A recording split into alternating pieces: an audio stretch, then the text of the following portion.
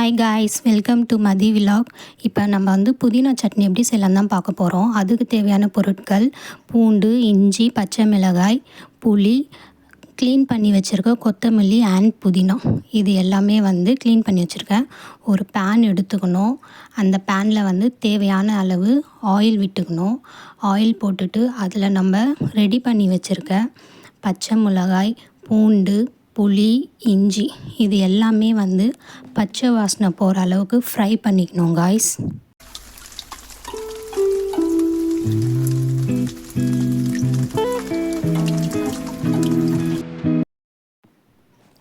வதக்கிட்டு அதுக்கப்புறமா நம்ம க்ளீன் பண்ணி வச்சுருக்க புதினாவையும் கொத்தமல்லியும் அதில் போட்டுடணும்.